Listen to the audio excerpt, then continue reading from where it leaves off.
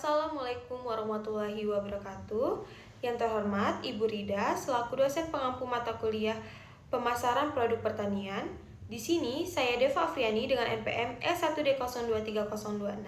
Saya akan mempresentasikan hasil tugas dan hasil kerja saya dengan jurnal yang berjudul Digital Economy and Farmers Price Information Responsiveness.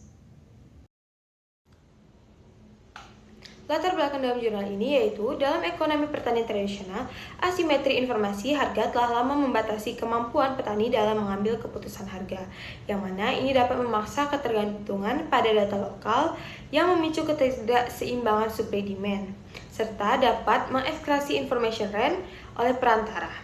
Ekonomi digital sendiri, apalagi di Cina, dapat menyumbang 42,8% gross domestic product pada 2024 dengan 192 juta pengguna broadband rural dan cakupan 5G sekitar 96%. Ini dapat menawarkan solusi potensial melalui akses real time via e-commerce dan media sosial yang mengurangi biaya pencarian informasi. Digitalisasi sendiri dapat membuka akses informasi harga yang jauh lebih cepat bagi petani, tetapi akses ini tidak selalu berbanding lurus dengan kualitas keputusan. Justru ini dapat memicu resiko baru berupa information overload yang dapat melemahkan kemampuan penilaian harga.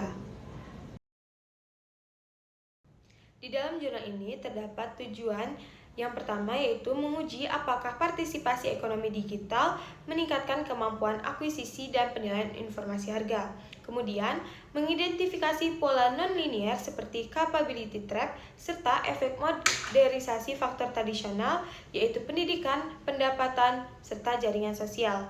Yang terakhir yaitu menganalisis efek spillover spesial dan implikasi terhadap pendapatan pertanian. Selanjutnya yaitu metode penelitian.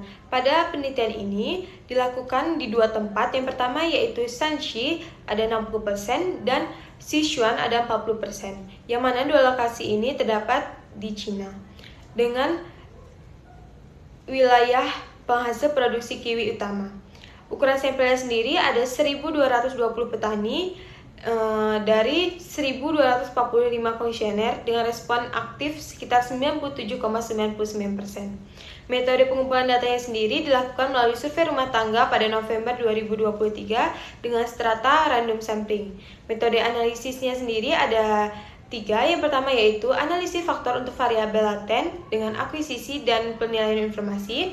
Yang kedua ada regresi 2SLS dengan label 4 untuk atasi endogenitas dan model spesial SAR atau SLM untuk uji spillover.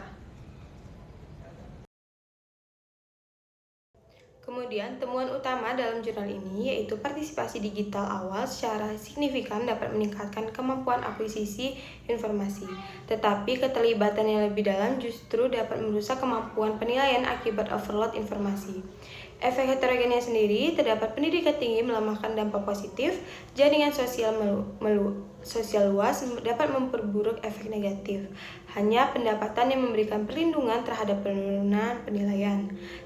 Kemudian tidak ada efek spillover spesial yang signifikan dan hanya ada kemampuan penilaian bukan akuisisi semata yang secara signifikan dapat meningkatkan pendapatan pertanian.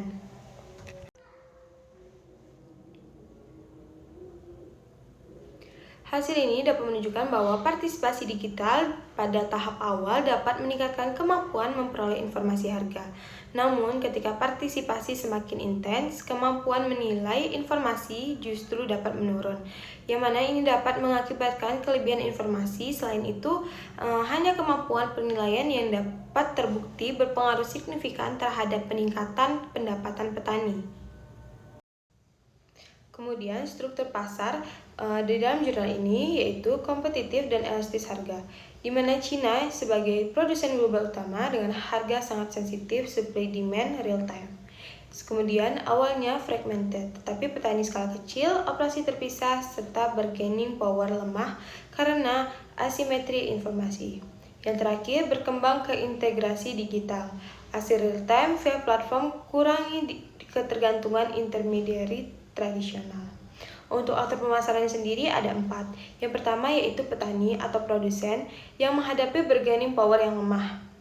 Yang kedua, platform digital, yang mana platform digital ini berperan sebagai fasilitator yang baru yang dapat mengurangi information run melalui data real time, namun juga memicu overload jika petani kekurangan keterampilan penyaringan.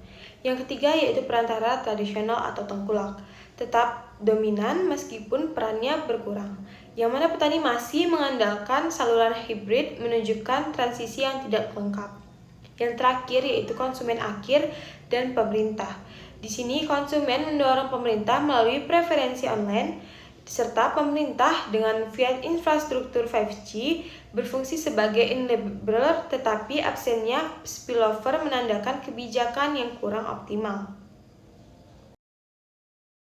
Selanjutnya yaitu saluran pemasaran dan alur distribusi.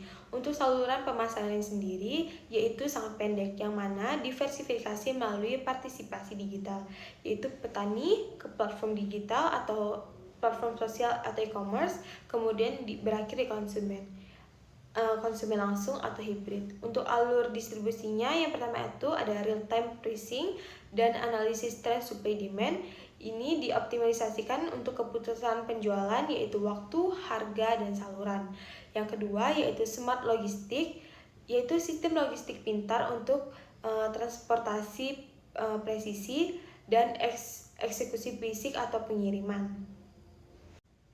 Saluran pemasaran menjadi lebih pendek karena petani dapat menjual langsung ke konsumen melalui e-commerce.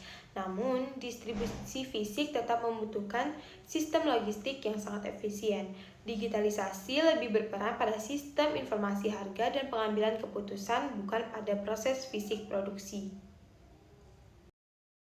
Fungsi pemasaran di dalam jurnal ini didapatkan ada 3, yaitu yang pertama fungsi fisik, transportasi atau storage ini sangat rendah, di mana digitalisasi meminimalkan fokus logistik pasca panen via e-commerce dan smart logistik.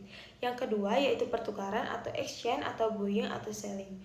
Ini sangat tinggi atau real time pricing, fasilitas transaksi dan meningkatkan bargaining power lewat data supply demand.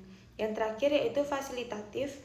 Ini ada informasi paling dominan, di mana penilaian informasi jadi kunci utama, tapi overload rusak fungsi ini. Kegagalan jika skill petani sangat rendah. Selanjutnya ada perbandingan dengan pemasaran padi di Kemumu, Bengkulu Utara. Adapun persamaannya yaitu kedua kasus ini memiliki kesamaan utama dalam pemasaran pertanian, yang mana informasi harga tidak seimbang sehingga petani bergantung pada perantara atau tengkulak di Bengkulu Utara dan perantara tradisional di Cina. Hal ini dapat menyebabkan perantara mengambil keuntungan besar dan pendapatan petani sering naik turun. Potensi informasi berlebihan juga mirip. Di Bengkulu Utara, akses digital terbatas, hanya melalui WhatsApp atau bercerita dari mulut ke mulut. Tetapi jika informasi bertambah, perubahan harga yang cepat bisa membuat petani salah mengambil keputusan, seperti fenomena capability trap dalam jurnal ini. Kemudian adapun perbedaannya, di Cina sendiri tingkat partisipasi ekonomi digital tinggi, yaitu sekitar 78% petani menggunakan platform seperti Taobao dan WeChat dengan cakupan 5G 96%, sehingga overload informasi menjadi dominan. Kemampuan akuisisi informasi meningkat, tetapi kemampuan penilaian menurunkan akibat kelebihan data. Sebaliknya, di Bengkulu Utara sendiri, yaitu Kemumu, tingkat digitalisasinya sangat rendah, infrastruktur informasi sangat lemah, akses utama melalui tengkulak atau grup WhatsApp tani, ditambah dengan kondisi irigasi yang buruk yang dapat menyebabkan fluktuasi produksi dengan penurunan panen signifikan pada tahun 2024 sampai 2025 akibat serangan hama tikus. Harga gabah volatil sekitar 5.300 sampai 5.800 per kilo ke tengkulak, dengan target serapan bulog dari sekitar 6.500 per kilogram yang sulit tercapai, serta ketergantungan terhadap tengkulak yang lebih kuat. Efek spillover spesial tidak signifikan pada kedua konteks, namun penyebabnya berbeda. Di Cina karena keterbatasan penyebaran manfaat digital, tetapi di Bengkulu sendiri karena keterbatasan infrastruktur dan akses pasarnya. Adapun dua rekomendasi strategis untuk Indonesia. Yang pertama, manajerial untuk petani dan kelompok petani. Di sini dapat mengembangkan aplikasi sederhana seperti info harga padi di Bengkulu melalui kerjasama Dinas Pertanian Bengkulu Utara dan Bulog dengan fitur harga real time dari Bulog atau BPS. Bisa dicari juga prediksi tren pasar serta peringatan hama dan cuaca, disertai dengan pelatihan bagi petani untuk membedakan informasi yang akurat dan relevan, yang mana ini dapat menghindari overload informasi sebagaimana diidentifikasi dalam jurnal. Dampak yang diharapkan dapat meningkatkan harga jual petani dengan pengurangan ketergantungan pada tengkulak serta kenaikan pendapatan petani sekitar 15-20%. Kebijakan yang kedua yaitu strategi kebijakan, yang mana ini dapat diterapkan di tingkat pemerintah daerah dan provinsi.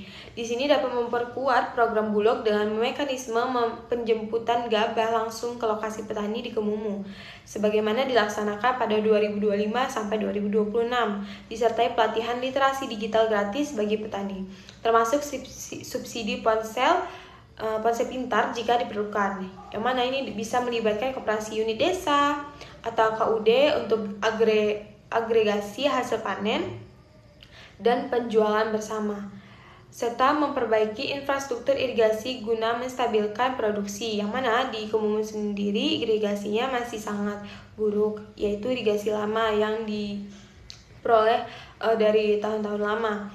Dampak yang diharapkan yaitu stabilisasi harga gabah, peningkatan kesejahteraan petani, efisien pemasaran yang lebih tinggi, serta pengurangan risiko kerugian akibat fluktuasi pasar. Solusi yang ditawarkan tidak hanya berupa penyediaan aplikasi informasi harga, tetapi juga pelatihan literasi digital bagi petani. Selain itu, peran Bulog dan KUD perlu diperkuat untuk menstabilkan harga dan memperpendek rantai distribusi. Dengan demikian, digitalisasi dapat benar-benar meningkatkan kesejahteraan para petani. Penelitian di dalam jurnal ini menegaskan bahwa digitalisasi bukan solusi instan. Yang paling menentukan adalah kemampuan petani dalam menilai dan memanfaatkan informasi yang tersedia. Oleh karena itu, transformasi digital harus diiringi peningkatan kapasitas sumber daya manusia agar manfaatnya bisa dapat secara optimal dan efisien. Sekian pemaparan dari saya. Jika ada kesalahan informasi ataupun kata, saya mohon maaf. Saya akhiri. Wassalamualaikum warahmatullahi wabarakatuh.